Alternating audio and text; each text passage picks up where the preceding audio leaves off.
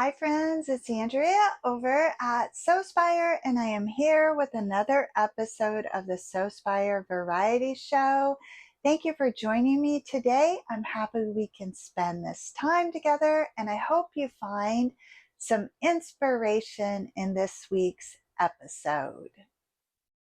So it's almost time for the kids to head back to school here. For those of you that don't know, I have 4 children, and the last one is entering her junior year of high school. 3 of them are grown, graduated college, and have careers. So these last 2 years are somewhat bittersweet, but I always look forward to back to school. The main reason is because once they head back to school, it's back to sewing for me. So that's what I think of when I see the acronym BTS. I'm sure a lot of you can relate to that. The summer months, of course, you spend more time outside, the days are longer, it's filled with family, friends, and such. So as we look forward to the seasons changing, I have already begun planning out my sewing projects for the next few months. This here is a big 3 sewing pattern. It is Simplicity Mimi G style S9052, and you can see view B there is the one that I'm interested in. It's a really great coat. I've had this pattern for some time now, and what I'm going to be doing with it is turning it into a quilted jacket. I came across this amazing blog post, which I'll link down below for you, about making the quilted jackets. And it turns out you really don't need a quilted jacket pattern. You could use any jacket pattern and then incorporate quilted elements, just like I did in this binder cover. And I am finally ready to take on my dream of sewing myself a long quilted jacket. So with the help of my friends in our Plan to Be creative community, I have come up with a 2-month plan on how I am going to tackle this project.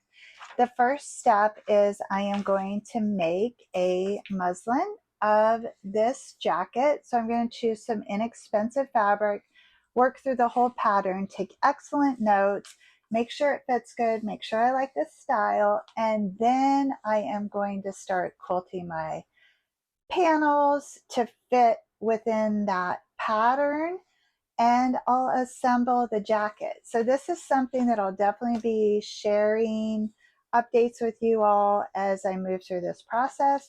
This is one of the key benefits to participating in the Sewspire Plan to Be creative community is you learn skills like project management and how you can carve out the time and break down these bigger projects and really create the things that you have been dreaming of making but have not yet carved out the time to do so.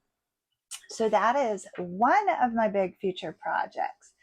In addition, we are also changing the structure of the Sewspire Friendship Circle. We're wrapping up our 2nd full year.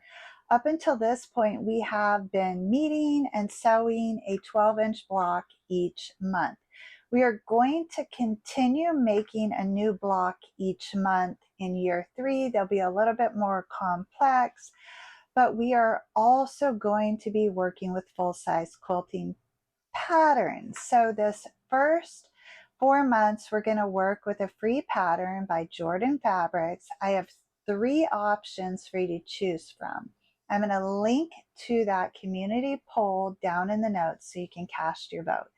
The one that receives the most votes is going to be our big group project for September, October, November, and December. So the rest of this year, we're going to be focused on making that quilt.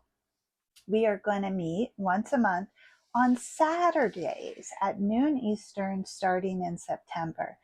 So I hope with the Saturday meeting time, those of you that have other commitments during the week can consider joining the Sewspire Friendship Circle and either learning how to quilt or sharing your quilting knowledge with the group. It's free, everybody is welcome, and I'll put the link to that community down in the notes for you. Our meetings are recorded, so once you have signed up, you'll have access to the classroom or course page, and that's where you can find the past 2 years archived, as well as the future content as it is recorded and published to the page. It's also a space where you can post questions and interact with other community members. So I have spent the last couple years learning how to quilt with our friends over at the Sewspire Friendship Circle. So fall is really shaping up for me to be all about quilting, and I'm pretty excited about that. So I had a special request this week for a back to school episode, and that is what inspired me to make this really cool project. I want to encourage you to make one for yourself and use it as your back to sewing binder cover. So I'm going to go over the features here that I incorporated into this particular binder cover. I'm going to link to my basic binder cover tutorial. I have incorporated a partial laminated pocket that's perfect for holding pens. You can also fit additional contents underneath of this, like larger 8.5 by 11 notebooks. Then I whipped up this fun little pocket organizer, and what I envision doing is crafting several of these with different configurations, and then I can store them all in this binder here. This particular pocket features a large clear vinyl window, and it is perfect for holding patterns and notes related to your next project. The back sleeve here is closed, and that's what I call the fourth seam. And that's how you actually finish this binder cover. It is my trade secret, if you will. It's what makes this project so easy. So be sure to check out the step-by-step tutorial for the 3-ring binder covers, and I will show you exactly how to achieve this finished look. So because this is a closed full-length slip pocket here, you can also store composition size or 8.5 by 11-inch notebooks in that rear pocket. And this is a 1.5-inch binder that this particular one fits. So on the inside, I incorporated another 12-inch quilt block. I think that this particular style would also make a really nice planner cover, or even just a fabric folder for you to organize your accessories in. There's lots of options. You could even create these pages and stitch them right down and just turn them like that. So much inspiration and possibility in this one project. So I plan to have a lot of fun with this. One idea that I had is you could incorporate little flaps here to keep the pens in place, as well as along these open pockets here. You could also use zippers, snaps, Velcro. There's lots of options. You could incorporate a snap flap closure here, ribbon tie closures. So many fun possibilities. In the original tutorial, which I'm going to share with you, I believe I just used quilt batting.